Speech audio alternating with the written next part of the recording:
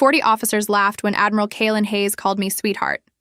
I didn't defend myself. I didn't argue. I simply stood there while the most powerful men in the room decided I was nothing more than a woman who had no business talking about war. Then the Admiral smiled and asked the question that changed everything. "What's your call sign?" I looked directly into his eyes. Reaper 0. The laughter stopped. A cup slipped from someone's hand. The projector clicked off, and Admiral Hayes went completely pale. Because 7 years earlier, his younger brother, Lieutenant Michael Hayes, had been one of the men I pulled alive from a frozen battlefield. 3 months later, Michael died in another operation, and the order that sent him into that storm had come from the man standing in front of me. Kalen Hayes, his own brother. What none of those 40 officers knew was that I had not returned to San Diego for revenge. I had returned because someone had buried the truth, and I had spent 7 years learning how to find things that powerful men thought were gone forever. My name is Henriette Vaughn. Most people called me Hettie, but once, in a storm over the Bering Ridge ice fields, they gave me another name, Reaper 0. I used to hate it. For years, I thought it meant death. I eventually learned it meant something else. It meant bringing people home, even when the sky wanted them dead. Winter in Anchorage had a way of making the world look unfinished. Every morning, I wiped frost from the old flight helmet sitting on my kitchen table. The ritual was pointless, but I did it anyway. My father had taught me that precision is respect, he used to say. He had spent his life around aircraft, and he believed careless hands created dangerous skies. After he died, I kept his silver ring. It was the only thing I had left that still smelled faintly of oil and jet fuel when I held it close enough to remember. My marriage had not survived my career. My husband once told me he was tired of competing with the sky. I couldn't blame him. The sky had never asked me to choose between it and the people I loved. It simply took what it wanted. The divorce papers had been sitting unopened for 3 days when my laptop chimed. A message from the Pentagon. Special Operations Joint Training Program, San Diego Aviation Support Command. I stared at the screen. I had promised myself I would never go back. Not after Bering Ridge, not after Michael. But there are promises grief makes for you that you eventually have to break. I packed one bag. My father's ring went into my flight jacket pocket. Before leaving for the airport, I opened the command roster. The final name stopped me cold. Admiral Kalen Hayes. I knew that name. I had seen it 7 years earlier in a mission report. Commander of the operation that had taken Michael Hayes from me. For several seconds, I considered closing the laptop and walking away. Then I remembered Michael's last words from the first mission. "You came." I had answered him the only way I knew how. Always. So I went to San Diego.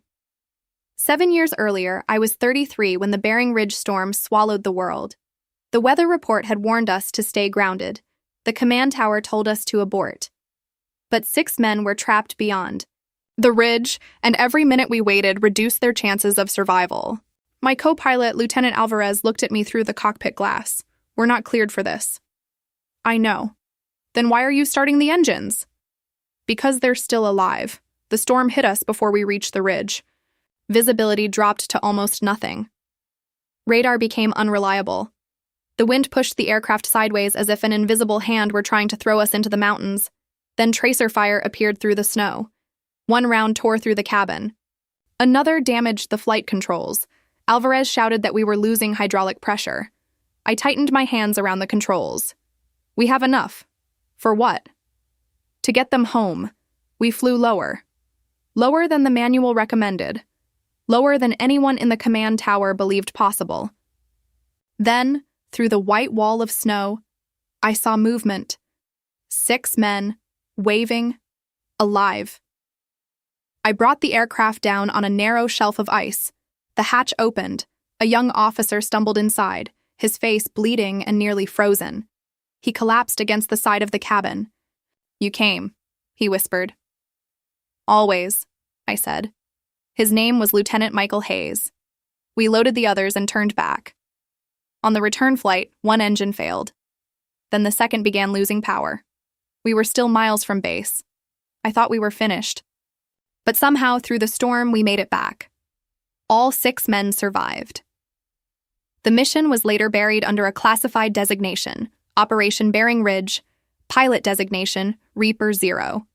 Someone in command had written the name because I had gone into a storm everyone else had considered impossible and returned with the men they thought were already dead.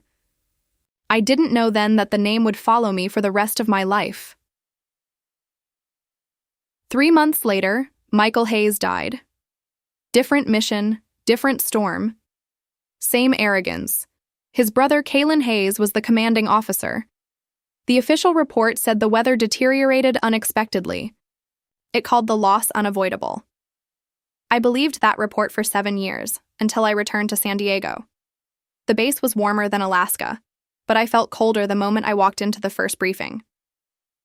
Before I entered the building, I stood beside my car for almost a minute, watching aircraft move across the morning sky. 7 years earlier, I had believed the hardest part of coming home was surviving the flight back. I had been wrong. The hardest part was discovering that the war could follow you into rooms where nobody was shooting. Inside the lobby, a young petty officer checked my identification and looked at my assignment twice. "Joint Aviation Support?" he asked. "That's right." He looked toward the briefing wing. "You'll be working directly with Admiral Hayes." I nodded. He couldn't have known what that name meant to me. Neither could the receptionist, who smiled and told me the Admiral had already been asking questions about my arrival. I thanked her and walked away. The first thing I noticed about the building was the photographs. Commanders lined the walls. Medal ceremonies, rescue operations, graduation classes, men and women standing beneath flags with the same expression I had seen in hundreds of military portraits. Proud, exhausted, certain that the story had already been written. Then I saw one photograph that wasn't framed like the others. It showed Falcon 6 after the Bering Ridge rescue. 6 men stood beside the aircraft, wrapped in emergency blankets. Michael was near the center. I stopped walking. For a moment, the building disappeared. I could hear the rotor wash again. I could smell fuel. I could see Michael's frozen face as he looked at me and whispered, "You came." Then a voice behind me broke the memory. "You knew him." I turned. It was Kalen Hayes. He stood several feet away, staring at the photograph. "I knew all 6 of them," I said. His eyes remained on Michael. "He talked about you." That surprised me. "What did he say?" Kalen finally looked at me. "That you were impossible." For the first time, the corner of his mouth moved almost like a smile. Then it disappeared. "He said you flew like you didn't know how to be afraid." I looked back at the photograph. He was wrong. "Were you afraid?" "Every second." Kalen studied me for a moment. "Good," he said quietly. "Only fools aren't afraid." Then he walked away. It was the first time I wondered whether the man I had spent 7 years blaming was more complicated than the name on the report. I wouldn't have to wonder for long. Admiral Kalen Hayes stood at the head of the table. He was older than I remembered from the files. His hair had silver at the temples. His posture was perfect. His eyes were tired. He looked at me for less than 2 seconds. "Lieutenant Commander Vaughn," he said. Then he looked away. During the first training session, he deliberately interrupted me. "Perhaps we should let our lady pilot handle the turbulence section," he said. "She probably knows it better than we do." A few officers laughed. I wrote one sentence in my notebook. "Don't react." "Wait." After the meeting, a young lieutenant approached me. "Ma'am, they don't mean anything by it." I looked at her. Her name was Lexi Moore. She had the nervous confidence of someone still learning how much courage leadership required. "That is exactly how harm begins," I told her. She didn't know what to say. Neither did I. Not yet. That evening, I reviewed the training files. One unit designation caught my attention. Falcon 6, Michael's old SEAL team. I stared at the screen for a long time. Then I opened the accident archive. Michael's name was there. So was Kalen's signature. I kept reading. There was another detail. The accident investigation had been closed in 11 days. 11. That was unusually fast for a fatal operational incident involving a senior officer and a specialized aircraft. I opened the supporting documents. The weather data came from 3 separate stations, but only one set had been attached to the final report. The other 2 were referenced in the index and missing from the archive. I checked the timestamps. The missing reports had been uploaded 2 hours before the mission. They contained worsening visibility and a severe icing warning. I leaned back in my chair. That meant someone knew the weather was getting worse before Michael took off. It didn't prove Kalen had made a reckless decision, but it proved the official report wasn't telling the whole story. I copied the reference numbers into my notebook. Then I noticed something else. The officer who signed the final safety review wasn't Kalen. It was a commander named Daniel Mercer. I remembered Mercer. He had retired 2 years after the accident. His name appeared in dozens of training records, but nowhere in the current command structure. I wrote his name beside the others. Mercer. Missing weather files. Deleted emergency communication. Kalen's signature. I closed the folder. At that point, I had a suspicion. I did not yet have a case, and I knew better than anyone that suspicion could get people killed if you treated it like fact.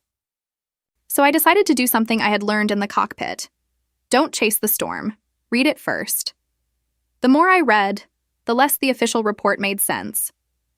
There were missing pages. A weather warning appeared to have been logged twice. A flight control entry had been amended after the mission. And the original emergency communication was missing. I printed the documents. I said nothing. The next morning, Kalen made another joke about a pilot who had supposedly lost her nerve during a storm. The room laughed. He didn't know I was standing 10 feet behind him. He didn't know I had just found the first crack in his story. Later that afternoon, I found Alvarez waiting outside the hangar. I hadn't told him I was coming to San Diego. He looked older than I remembered, with gray at his temples and the same habit of rubbing his thumb against his wedding ring when he was nervous. "You look terrible," he said. "Good to see you too." He smiled, then the smile faded. "You shouldn't have come back. That's what everyone keeps telling me." He glanced toward the building. "Does he know what you found?" "Not yet." Alvarez was silent. "There is something you need to know," he said. "What?" "Michael called you after Bering Ridge." I frowned. I never got a call. "Not on your phone. He called the temporary operations desk." "Why?" Alvarez looked down. "He wanted to thank you." I felt something tighten in my chest. "What did he say?" "He said you saved 6 men when everyone else had already written them off." "That's not a reason to call." "It was for him." Alvarez took a breath. Then he asked me something strange. "What?" He asked whether his brother had ever talked to you about him. I looked at him. "Kalen?" He nodded. Michael said Kalen had been angry with him for wanting to abort a previous mission. The words landed harder than I expected. "When?" "A few weeks before his death." "Why didn't you tell me this 7 years ago?" Alvarez's face hardened. "Because I was told the investigation was closed, and because I had a family." He looked ashamed. "Fear makes cowards out of good people." I shook my head. "No, fear makes people human." He looked at me. "Then don't make me regret finally telling you." He handed me a small folded note. "Michael left this in his locker. I found it after the accident. I kept it because I didn't know what else to do." I opened it. Only one sentence was written. "If the weather turns, listen to the pilot." I read it twice, then I folded it and put it inside my notebook. The storm was getting clearer. Monday morning, 800 hours. 42 officers filled the briefing room. I stood at the front explaining the aviation coordination procedures when Kalen interrupted me. "Before we go any further, sweetheart, tell me something." The room went quiet. "What is your call sign?" The laughter started before I could answer. I looked at him. "Reaper 0. Silence. Kalen's smile disappeared. His face lost its color. Someone lowered their coffee cup. A commander near the projector whispered something I couldn't hear. Then he said it louder. "Sir, she's the Bering Ridge pilot." Kalen stared at me. I kept my voice calm. "You asked for my call sign, Admiral. Now you know." He ended the meeting early. By noon, the entire base was talking. The Reaper, the pilot who saved Falcon 6. The woman Kalen Hayes had just mocked. That afternoon, Lexi found me outside the hangar. "Ma'am, I checked the Bering Ridge file. I looked at her. Why? Because I wanted to know why he reacted like that." She lowered her voice. "Michael Hayes was his brother." "I know." "What I didn't know," she continued, "was that Michael survived Bering Ridge because of you." "He did. And then he died 3 months later." I nodded. Lexi hesitated. "Maybe that's why he hates you." "No," I said. "He doesn't hate me." "Then what does he hate?" I looked toward the ocean, the fact that I came home. That evening, Kalen summoned me to his office. He closed the door. "Quite a performance this morning." "It wasn't a performance. You knew what saying that name would do." "I answered your question." His jaw tightened. "My brother died 3 months after you brought him out of Bering Ridge." "I know." "You lived." "So did he." "Not for long." I stepped closer. "Then stop punishing every pilot who survives because you couldn't save your brother." His eyes hardened. "You think you understand what happened?" "No." "Good." He leaned forward. "Because you don't." I left without answering. Outside his office, Lexi was waiting. "Ma'am?" "What?" "Someone accessed your personnel file." "Who?" She shook her head. "I don't know." My phone vibrated. One message. "You should not have said Reaper 0, no signature, no number I recognized." I deleted nothing. Instead, I took a screenshot. Then I went back to the records room. File 204, mission Kachmak Gulf. Commander, Admiral Kalen Hayes. Pilot, Lieutenant Michael Hayes. I opened the report. The official version said the crew encountered unexpected weather and lost control. But underneath the report was an older entry. A line had been deleted. I enlarged the scan. Pilot requested abort, command overruled. My breathing stopped. I searched for the original communication log. Nothing. I searched the backup archive. Nothing. I searched the maintenance system. There it was. A reference to an audio file that had never been attached to the final report. Audio 204B. Status transferred. Destination, Command Archive 7. I opened Archive 7 at access denied. I tried the operational date. Access denied. Then I used an old archive index from Bering Ridge. The system opened a partial record. There were 6 seconds of audio, only 6, static, then a voice. Michael, requesting. The file ended. I stared at the screen. Someone had not simply misplaced the recording. Someone had cut it. I photographed the screen. Then the security lights came on. Footsteps approached from the corridor. I closed the file and stepped away from the terminal. The door opened. 2 security officers stood there. Lieutenant Commander Vaughn. I looked at them. "Yes? We need you to come with us." I knew then that someone had been watching, and whoever it was had just realized I was getting close. Michael had asked to abort. Kalen had denied him. The door opened behind me. I turned. Lexi stood there. "You found it." "Yes." "Ma'am, you can't stay here." "Why?" "Because this isn't just about him anymore." She held up her phone. I took pictures. I looked at her. "You could lose your career. So could you." She swallowed. I don't want the next pilot to die because everyone was too afraid to speak. I understood then why she had reminded me of myself, not because she was brave, because she was afraid and chose to act anyway. Before we could leave, security officers entered. "Lieutenant Commander Vaughn, you're being questioned for unauthorized access." I handed them the file. I accessed my own operational history. The officer took it. Not anymore. They suspended my access that night. By morning, File 204 was gone.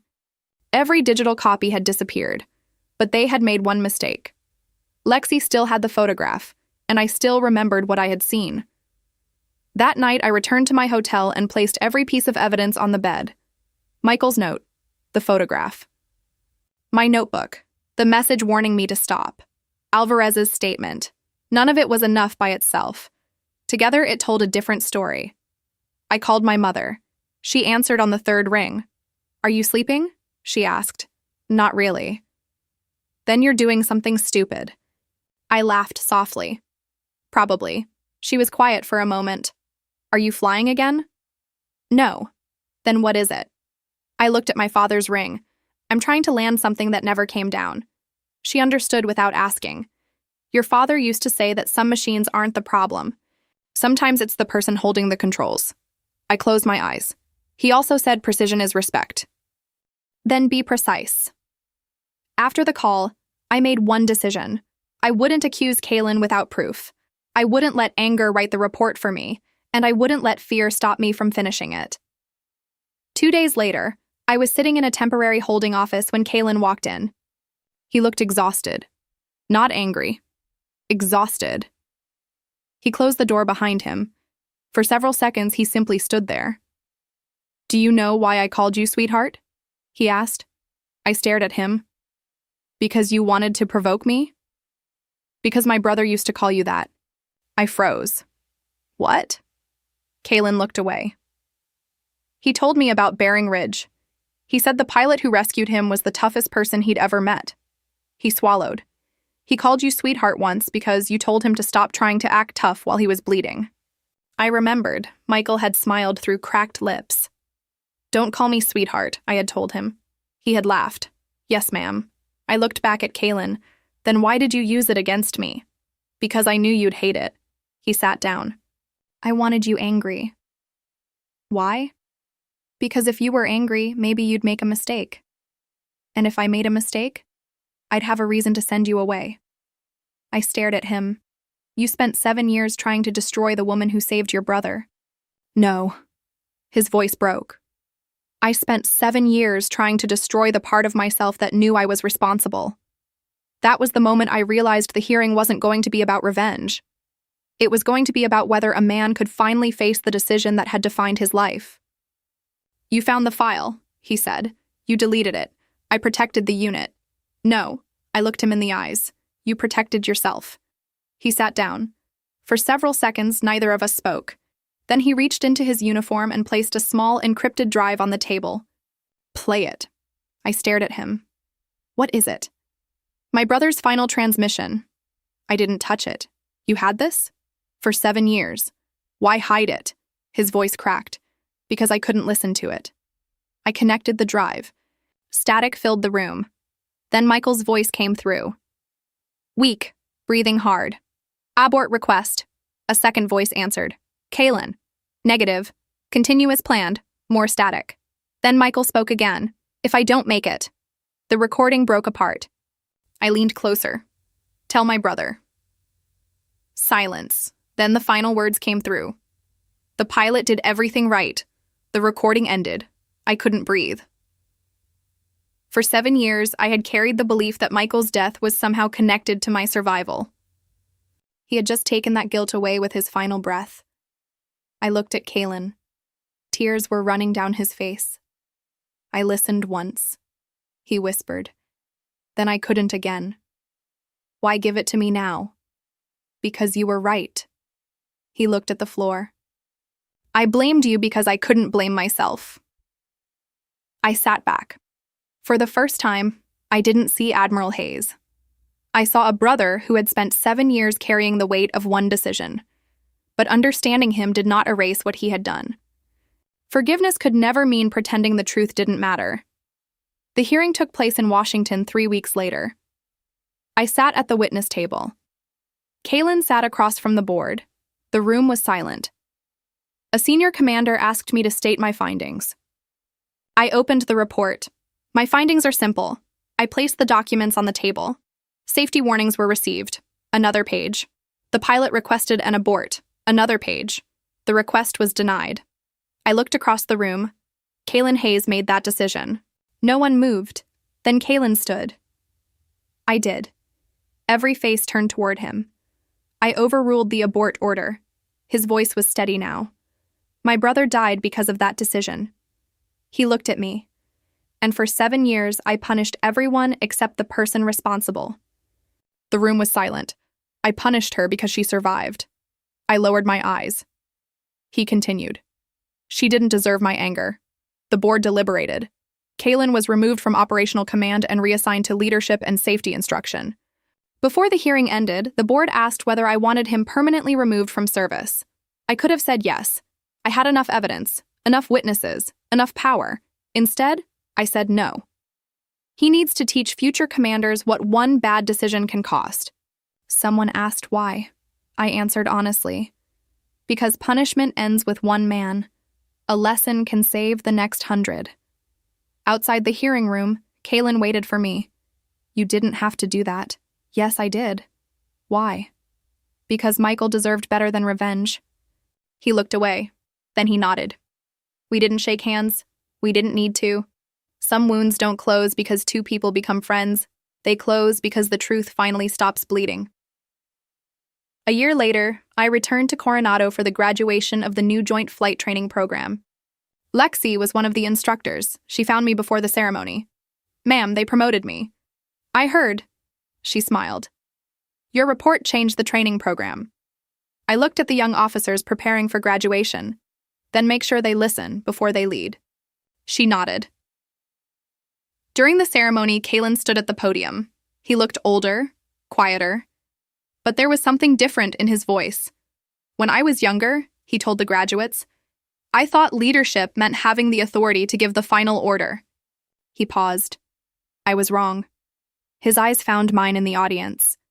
Leadership means having the courage to listen before you give it.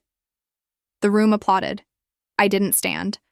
I simply smiled, because I knew who that lesson belonged to. Years later, I was invited to the National Air and Space Museum for an exhibit honoring forgotten aviation heroes. I almost declined. Then I saw the name of the aircraft being displayed, Reaper 0. The helicopter had been restored. The scars were gone. The metal shone beneath the museum lights. But I didn't see a machine. I saw Bering Ridge. I saw 6 men waving through the snow. I saw Michael stumbling through the cabin. I heard him whisper the words I had carried for years. You came. Always. A young woman approached me. Commander Vaughn? I turned. My name is Emily Hayes. I recognized the surname immediately. She held an old leather journal. My father wanted you to have this. My hands trembled as I opened it. The final page contained a handwritten note. She taught me that surviving isn't the same as winning. Sometimes surviving means carrying the truth until you're strong enough to face it. Tell her the storm finally cleared. I closed the journal. Emily looked at me. He never stopped talking about that mission. I smiled through tears. He didn't have to. Outside the museum, a helicopter crossed the Washington sky. Sunlight caught the aircraft and turned its frame gold. For years, I had believed the name Reaper 0 was a reminder of death. I finally understood what it had always meant. Not death, not revenge, not fear. It meant that when the storm came, someone went in, and when everyone else thought the lost were gone forever, someone refused to leave them behind. I looked up at the aircraft one last time. They called me Reaper 0, I whispered. But all I ever wanted was to bring people home. And for the first time in 7 years, I knew I had. The storm was finally over, and this time, nobody had been left behind.